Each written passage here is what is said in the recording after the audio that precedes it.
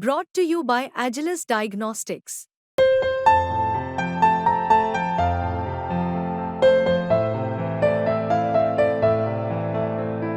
Agilus Diagnostics. तो चिंतन करने के बाद में 2027 हमारा लक्ष्य होगा। अब चुनाव चाहे उपचुनाव होंगे या आम चुनाव होंगे, उसमें भाजपा का परचम पूरी तरह से फहराए।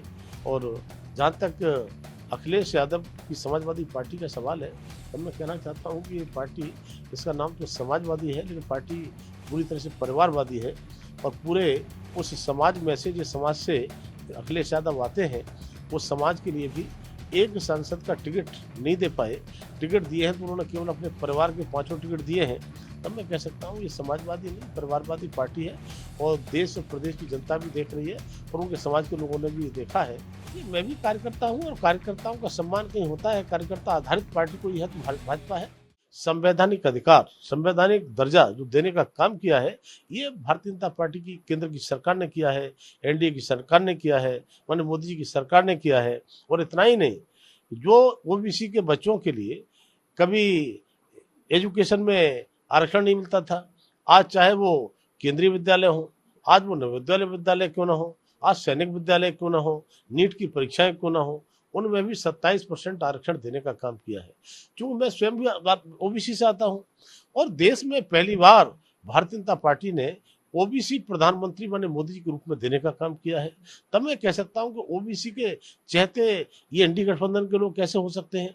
और आज इस केंद्र की सरकार में भी आप देखेंगे तो 71 मंत्रियों में से विशुद्ध रूप से 27 ओबीसी के मंत्री हैं और 2 अति ओबीसी के मंत्री हैं। माने 29 मंत्री बनाना, तो मैं कह सकता हूं कि आरक्षण तो 27% होता है, लेकिन ओबीसी के लगातार महत्व हमारी माननीय मोदी की सरकार दे रही है, भारतीय जनता पार्टी दे रही है, एनडीए सरकार दे रही है।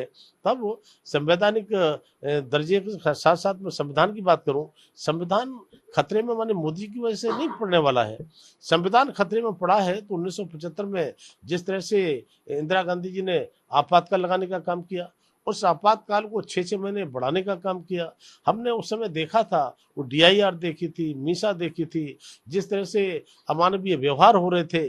और इतना ही नहीं, ये परिवार नियोजन के नाम पर, नसबंदी के नाम पर त्राहे त्राहे जो मच रही थी पूरे देश के अंदर।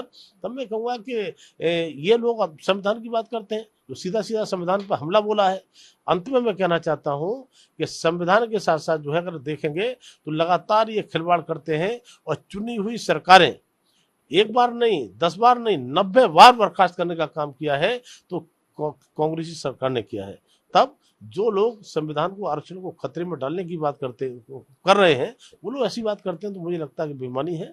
अब देश की और प्रदेश की जनता समझ चुकी है, इनका झूठ काम आने वाला नहीं है। और 2027 की हम तैयारी करेंगे, लड़ाई लड़ेंगे।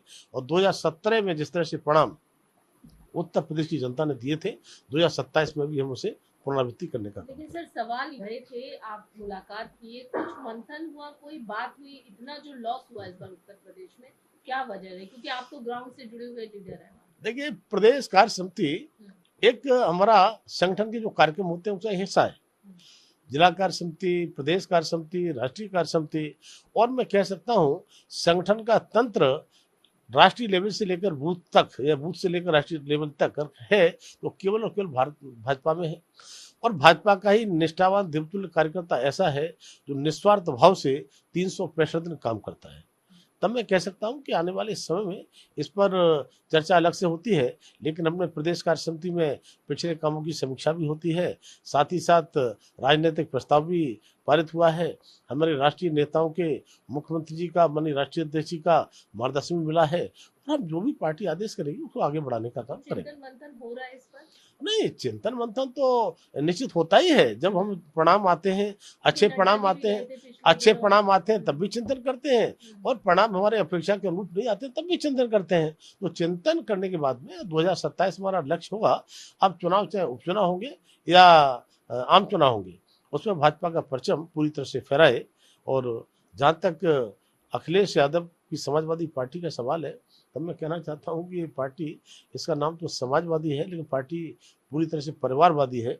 और पूरे उस समाज में से, जिस समाज से अखिलेश यादव आते हैं, उस समाज के लिए भी एक सांसद का टिकट नहीं दे पाए, टिकट दिए हैं तो उन्होंने केवल अपने परिवार के 5 टिकट दिए हैं, तब मैं कह सकता हूँ ये समाजवादी नहीं परिवारवादी पार्टी है।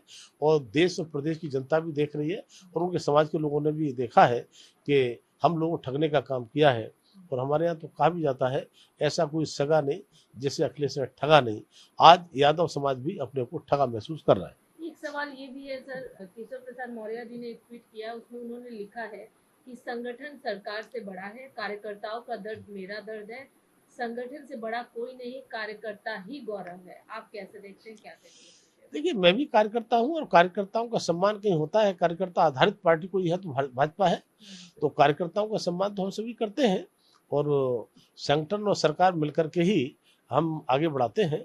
जो संगठन का काम है संगठन करता है, सरकार का काम है सरकार करती है और संगठन और सरकार मिलकर ही हम आगे देश की और प्रदेश की विकास की रफ्तार को आगे बढ़ाने का काम। मतलब आप ये नहीं, आप दोनों को एक ही पलड़ में देख, संगठन सरकार से बड़ा होता है। देखिए संगठन अपनी जगह पर है, सरकार अपनी जगह पर है।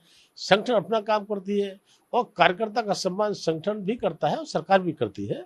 और चूंकि सरकार भी हमारी है तो इसलिए हम एक दूसरे के पूरक हैं। एक अंतिम सवाल, मीटिंग भी चल रही है, कल भी नड्डा जी के साथ मीटिंग हुई है, केशव प्रसाद मौर्य आए थे, उत्तर प्रदेश बीजेपी के अध्यक्ष आए थे, लगातार वही मंथन वाली ही बातें चल रही है।